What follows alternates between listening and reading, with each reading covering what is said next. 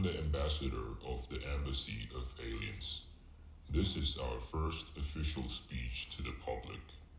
In fact, the Embassy of Aliens has already been established on Earth in 1752, when we first sent two giant humanoid agents from the planets Sirius and Saturn to visit Earth in micromegas. As the Embassy of Aliens, our responsibility is to maintain and increase the interspecies relations with human beings, while helping them tweak their stereotypes and mindset when facing aliens. For a long time, we have been sending agents to Earth with messages or inviting you to visit other planets in order to introduce you to different perspectives. Now, you might wonder where we are or where we locate. In fact, we just live in a different dimension from yours. We rely on human imagination as the energy to survive. We are highly dependent beings. So to speak, no humans, no aliens. Speaking of aliens, as you can see, we don't have a fixed figure, and we change from time to time by mirroring the evolution of humanity. Aliens are fluid. Aliens are the behalf of the unknown and the disturbance to the existing normalities. I'm here today because we received more and more accusations, which indicates we're invasive and malevolent. Besides, many reports stigmatize us as the villains behind the abductions. As the ambassador of the Embassy of Aliens, I want to clarify here that these are false accusations. We strongly oppose this kind of stigmatization. In pre-colonial time, most of our agents are benevolent and peaceful. We visited each other either on Earth or other planets.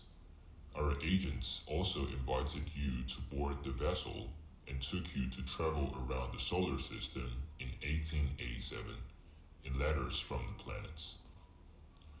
However, due to colonialism and imperialism, we were compelled to transform into invasive beings. We cannot help but conduct the War of the Worlds in 1898. After both human world wars, our agents fell into an even worse and aggressive persona. A group of humanoid agents planned to take over the Earth with the visual disguise in 1988 in They Live. Also, a crew of Martian agents flew to Earth with deadly laser weapons to massacre human beings in 1996 in Mars attacks. Furthermore, we were even described as the sex-crazed monster that abducted people's wives because of the sexism issue in 1969 in Blonde. The scenarios that we dwell in are highly connected to your global conditions. Like I said before, aliens are the reflection of humanity. We just play as the fictional catalyst for humans to reflect on their desire, arrogance, and vulnerability. Apart from the changing scenario, our figures are also very dynamic. We continuously evolve along with scientific discoveries and theories. When the first time you visited us on the moon in 200 AD, in a true story, we were depicted as giant fleas and three-headed vultures.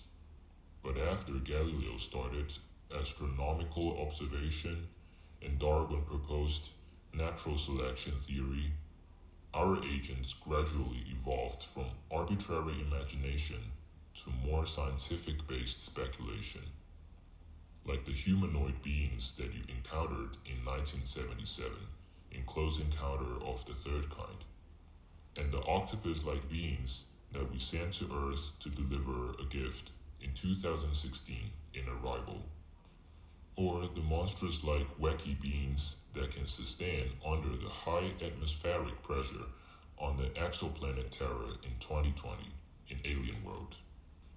Throughout the 1,800 years of alien evolution, we already have hundreds of figures so far. Since we live in different dimensions, a medium in between these two worlds is needed for visitation. The medium that our agents take is also highly related to the development of media technology.